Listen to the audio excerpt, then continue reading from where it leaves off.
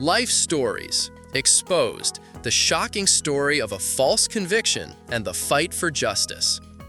The courtroom in Asheville, North Carolina was packed to the rafters that late spring afternoon in 2022. The thick southern air outside seeped in through the old courthouse walls, but the weight pressing on those inside had little to do with humidity. All eyes were fixed on Judge Everett Langston, a 63-year-old judicial giant known for his stern rulings and cold precision. Langston wasn't a man who showed mercy. After nearly 4 decades on the bench, he had carved a reputation for delivering decisions with icy resolve.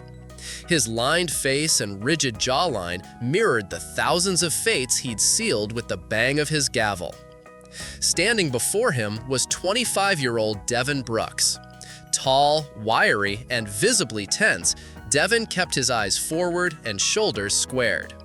He'd claimed innocence from the moment of his arrest, charged with the armed robbery of Winston's Antiques, a downtown shop that had been hit in broad daylight. The thief made off with over $175,000 in rare coins and collectibles, leaving the elderly owner, Howard Winston, critically injured after a shot to the chest. Judge Langston cleared his throat, the courtroom falling even quieter. "Mr. Brooks," he began, his deep voice booming off the oak-paneled walls, "a jury of your peers has found you guilty. Your actions were not impulsive. They were deliberate and devastating. You've shown no remorse." In the back row, Devin's mother, Lorna, clutched a tissue and fought back tears. She had pleaded with the court to see her son as more than a defendant, to remember the little boy who wanted to be a paramedic. But the evidence had spoken louder. Surveillance footage, eyewitness statements, and, most damning of all, fingerprints on the discarded firearm. "I hereby sentence you to 60 years in state prison," Judge Langston pronounced. The gavel came down with a final crack. Gasps echoed across the gallery. Reporters scrambled for their notepads. Devin didn't move, his jaw clenched, his expression unreadable. He turned once, just once, to meet his mother's gaze before marshals led him away. His shackled footsteps faded down the hallway. Back in his chambers, Judge Langston poured himself black coffee and stared into it as if searching for justification. To him, justice had been served, or so he believed. But justice, it turned out, was just beginning to stir. The case had captivated the region. The Brooks heist, local papers called it. Devin had been arrested 2 weeks after the robbery, based on an anonymous tip claiming he matched the suspect seen fleeing the scene. A storage unit in his name was found to contain some of the stolen coins. His alibi, that he was working an extended shift at his cousin's auto garage, crumbled when his cousin admitted he had no proof Devin had stayed the entire day. The evidence had looked airtight. The footage showed a man with Devin's height and build. Witnesses claimed to recognize his voice. The fingerprints on the pistol? Match confirmed. Yet Devin swore he was innocent. "I wasn't near that store," he told the jury. "I've never even fired a gun in my life." The jury didn't buy it. The deliberation was short. The verdict, inevitable. Weeks after the trial, while reviewing documents for an unrelated police misconduct hearing, Judge Langston stumbled upon an evidence report that made his blood run cold. The weapon used in the robbery had been logged in a separate case file, 2 days after the robbery, during an arrest involving a different suspect. The serial number matched. That weapon had already been in police custody before it supposedly turned up at Devin's crime scene. Langston checked, then double-checked. The implications hit like a hammer. How could Devin's prints be on a weapon he never had access to? Langston dove deeper, requesting more records. He discovered the arresting officer in Devin's case, Detective Carl Henson, was also responsible for the arrest in the unrelated case. The anonymous tip? Traced back to a burner phone linked to a known confidential informant previously handled by Henson. The deeper Langston dug, the more twisted the web became. Witness statements had changed. Surveillance footage had missing timestamps. A key witness admitted, under quiet questioning, that he'd been pressured to make the ID stick.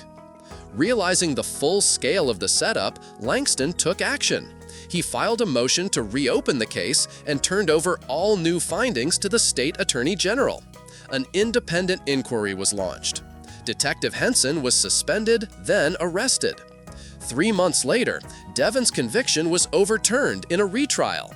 The courtroom where he'd once been sentenced now erupted in applause as he walked free, his mother sobbing into his shoulder. Judge Langston sat in the back, unnoticed. Justice, he now understood, wasn't in the sentence. It was in the courage to correct the wrong. Judge Everett Langston stared at the burner phone registration confirmation, his knuckles whitening as he clutched the tip line report. The air in his study, once warm and still, now felt suffocating. Devon Brooks hadn't just been wrongly convicted, he had been deliberately framed. And the man who had orchestrated it all, Detective Carl Henson, had stood confidently in his courtroom, lying under oath with a straight face. Langston sat back, the weight of the revelation pressing against his chest. For 40 years, he had trusted the system, built a career on the foundation that facts, evidence, and law would lead to justice. Now that very system, his system, had betrayed that belief. He knew what he had to do. He couldn't undo the verdict himself, but he could act. By morning, he filed a motion with the North Carolina Superior Court to reopen Devon Brooks's case, attaching the new documents that connected the gun to an unrelated arrest and the burner phone to Henson. He also requested a formal investigation into the Asheville Police Department. The news exploded across media outlets before lunch. Judge calls for retrial in controversial Brooks conviction, headlined the Asheville Times.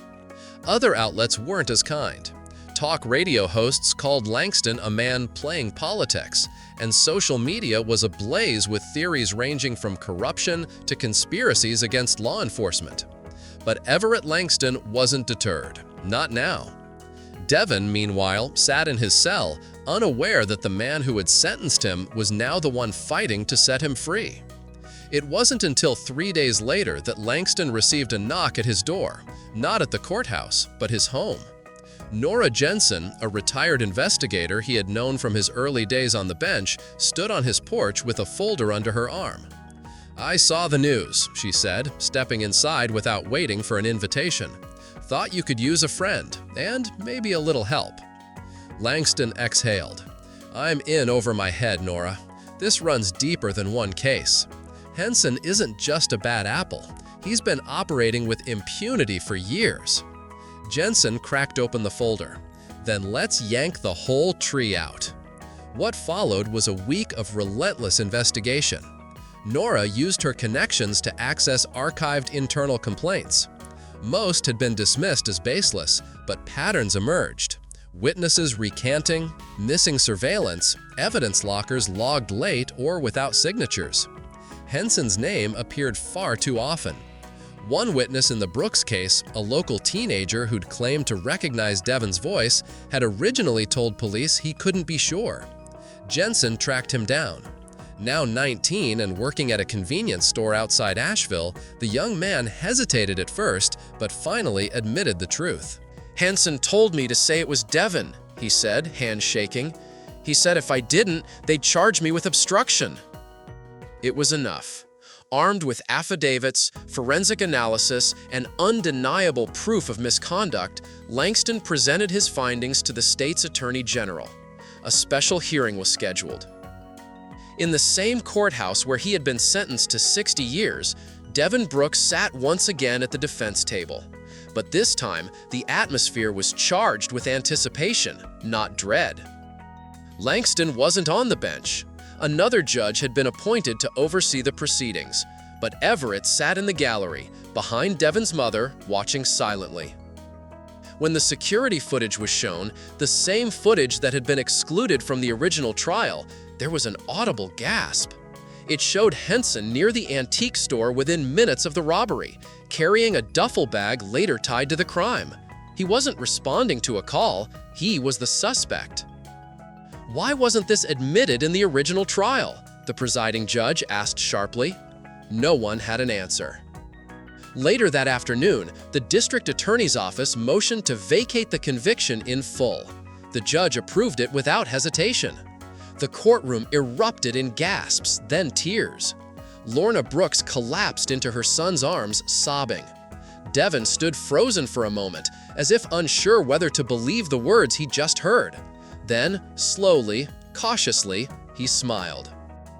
Outside the courthouse, cameras flashed as Devin exited a free man. He declined to speak to reporters. His mother clutched his arm tightly, refusing to let go.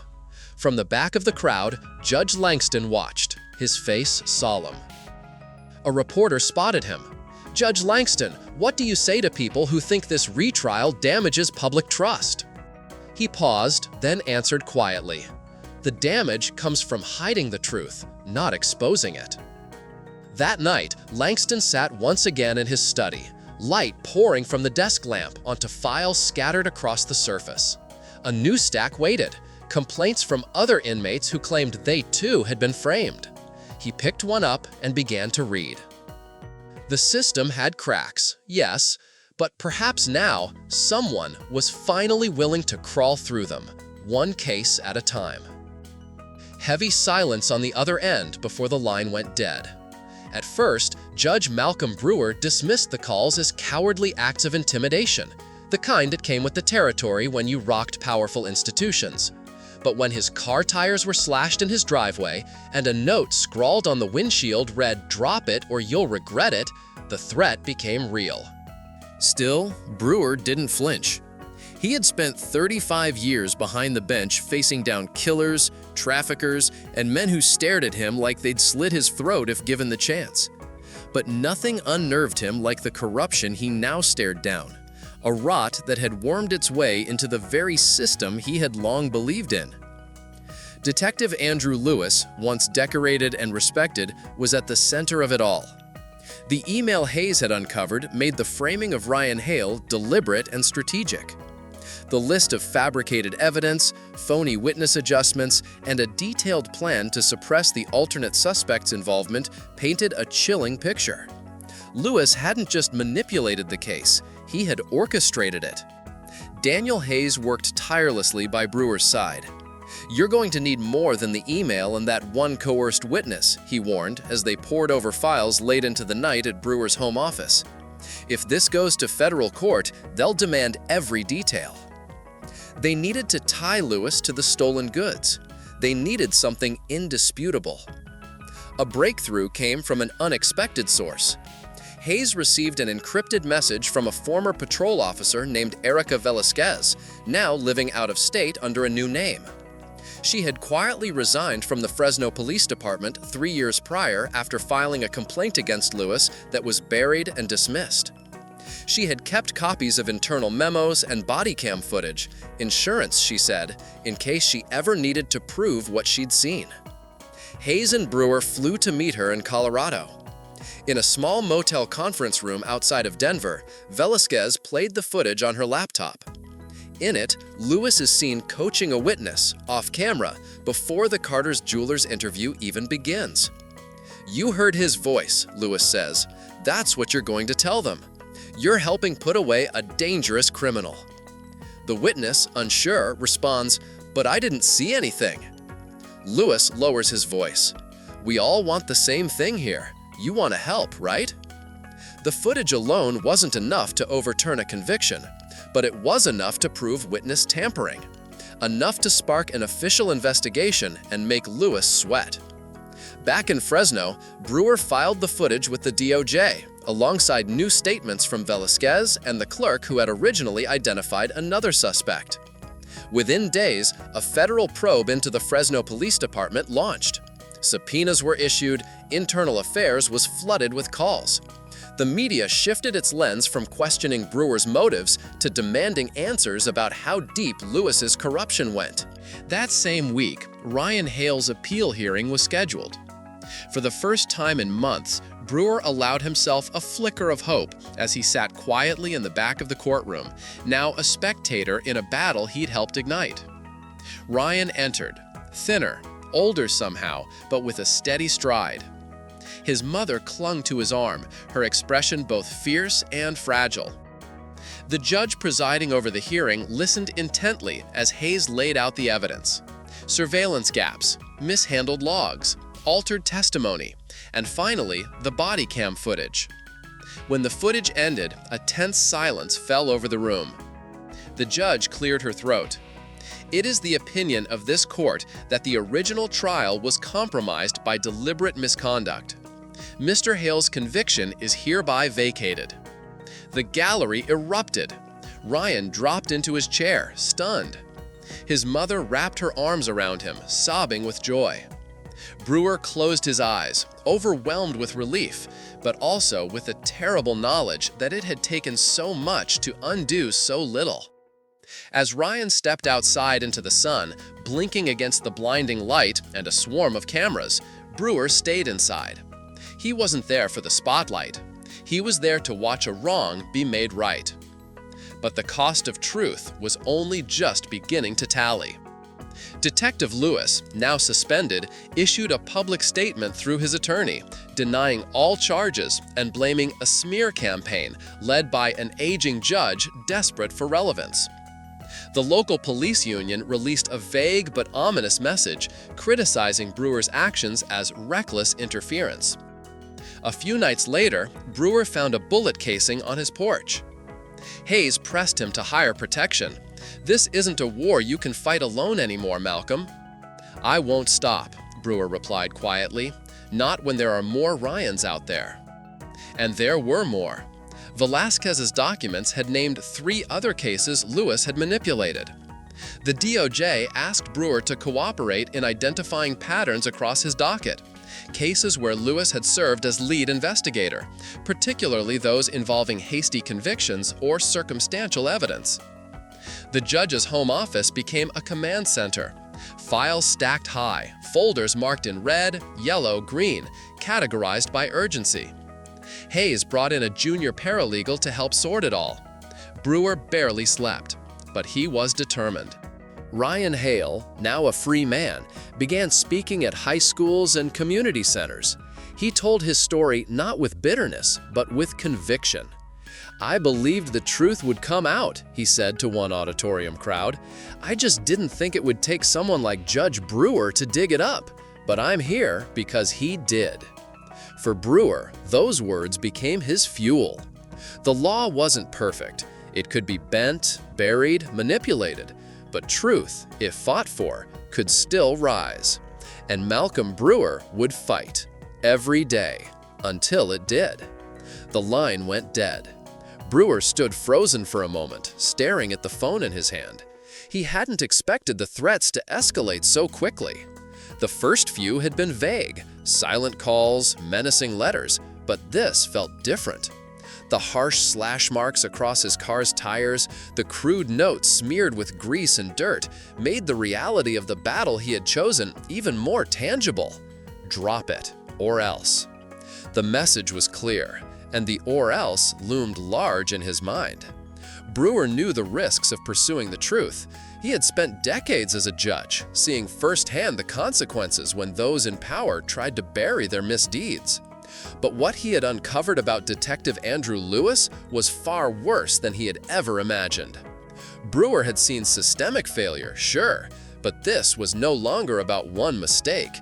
It was a deliberate cover-up that had affected lives, shattered justice, and ruined futures. Ryan Hale's face, gaunt and weary from years of wrongful incarceration, haunted Brewer's thoughts. A young man determined to prove his innocence, yet heartbreakingly resigned to a fate that wasn't his doing. Brewer couldn't let that fate stand any longer. If he didn't act, how many others would fall victim to the same corruption? Meanwhile, Detective Lewis wasn't backing down. Through his attorney, he denied all allegations, claiming that Brewer's motion to reopen Ryan Hale's case was nothing more than a personal vendetta, a bitter attack on a decorated officer's reputation. In a televised interview, Lewis's polished demeanor was a stark contrast to the growing pile of evidence against him. Brewer watched from his living room, jaw tightening, as Lewis spouted his lies. The defiance in his voice grated against Brewer's every instinct. But Brewer had something Lewis didn't, something far more powerful than any lie: the truth. As Hayes continued digging into the case, he unearthed a critical piece of evidence: security camera footage from a parking lot near the jewelry store. The footage, which had never been submitted during the original trial, clearly showed a man leaving the scene carrying a duffel bag, matching Lewis's physical description. Brewer's heart pounded in his chest as he reviewed the tape. It wasn't just exculpatory, it was damning. The robbery hadn't been a random act of violence. It had been orchestrated by Lewis himself, and the realization hit Brewer like a punch to the gut. The next step was clear, but dangerous. Brewer called for an emergency hearing to present the new evidence. The courtroom was tense as the footage played on a screen in front of the packed gallery. Gasps rippled through the room as the realization sank in. Brewer stood, pointing to the screen. "This man," Brewer said, his voice firm and steady, "is the same detective who led the investigation against Ryan Hale. He manipulated the evidence, coerced witnesses, and framed an innocent man to cover his own tracks." The room erupted into chaos. Reporters scrambled for their cameras, flashes illuminating the courtroom in a strobe of light. Lewis, sitting in the gallery with his attorney, looked pale but defiant. "You're making a mistake," Lewis hissed as he was escorted out in handcuffs. "You don't know what you've started." Brewer's pulse quickened as the sight of Lewis in cuffs, the arrogance stripped away, set the stage for what would come next. But Brewer wasn't shaken. The truth was now in the open. The fight, however, was far from over. As the courtroom emptied and the weight of what he had uncovered settled on him, Brewer allowed himself a brief moment of relief. Justice had been served, but the journey had come at a steep cost. The system he had trusted for so long was deeply flawed. And although this victory was a critical step, it was just one piece of a much larger puzzle. His resolve hardened in that moment. The battle for reform had only just begun. Weeks later, Brewer sat in the same courtroom where Ryan Hale had once been sentenced, his heart heavy with the magnitude of the day. This time, the air felt different. The gallery was packed, not with the usual curious onlookers, but with reporters, activists, and Ryan's family. They were all waiting for the judge presiding over the retrial to make a decision. Ryan sat quietly at the defense table, his frame thinner, his face marked by the years he had spent behind bars. Despite everything, his posture was steady and his gaze was unwavering. Brewer watched him from the back of the courtroom, a lump forming in his throat as he thought back to the young man who had once walked into his courtroom, sentenced to 60 years for a crime he hadn't committed. The evidence Brewer and Hayes had uncovered was irrefutable. Surveillance footage, falsified reports, coerced testimonies. Everything pointed to a network of corruption that had framed Ryan and shielded the real criminals. As the presiding judge announced the decision to overturn Ryan's conviction, the room erupted into applause and tears. Ryan stood slowly, his hands trembling, as his mother rushed to embrace him. The room buzzed with excitement, but for Brewer, time seemed to stand still. He sat in silence, seated quietly in the back, allowing himself a rare moment of peace, a moment when justice had finally been served. But even as Ryan stepped outside into the sunlight, free at last, Brewer knew this was far from the end. In the days that followed, the fallout spread across the nation. Detective Lewis faced criminal charges, and an independent investigation into the Fresno Police Department revealed a culture of corruption that had gone unchecked for years. The case sparked nationwide calls for reform, with Brewer's role becoming a rallying cry for accountability within the justice system. Brewer, despite the accolades, remained introspective. He knew the victory was significant, but it was only one battle in a war that stretched far beyond the courtroom. The system was broken, but it wasn't beyond repair. Brewer was determined to spend the rest of his career fighting to fix it. As for Ryan, his journey had just begun. Freed from the burden of a wrongful conviction, he vowed to dedicate his life to helping others who had been unjustly imprisoned. His story became a beacon of hope for those who believed in resilience, truth, and the fight for justice. And so, the fight continued, for both men and for a system still in need of repair. The story of Judge Malcolm Brewer, Ryan Hale, and Detective Andrew Lewis carries several powerful lessons about justice, integrity, and the importance of standing up for what is right, even when faced with immense opposition. One key message is that the truth has the power to change lives, but it often requires immense courage to uncover and protect it. Brewer's willingness to dig deeper, despite personal risks, underscores the importance of vigilance in seeking justice and the need to confront uncomfortable truths. Another important lesson is the need for accountability within systems of power, whether they are legal, institutional, or personal. The case of Ryan Hale shows how easily an innocent person can be wrongfully convicted and how systemic corruption can perpetuate injustice. However, it also reminds us that even in the darkest moments, redemption is possible. Ryan's perseverance and Brewer's pursuit of justice lead to the truth prevailing. This story encourages us to be persistent in the face of adversity, to speak up against wrongdoing, and to seek justice not just for ourselves, but for those who might not have the strength to do so. It is a powerful reminder that fighting for what is right can lead to a better future for all. If you found this video helpful or thought-provoking, don't forget to give it a thumbs up. It really helps more people discover our content. And if you haven't already, hit that subscribe button and turn on notifications so you never miss the latest updates from our channel. Thanks for watching. We will see you in the next videos.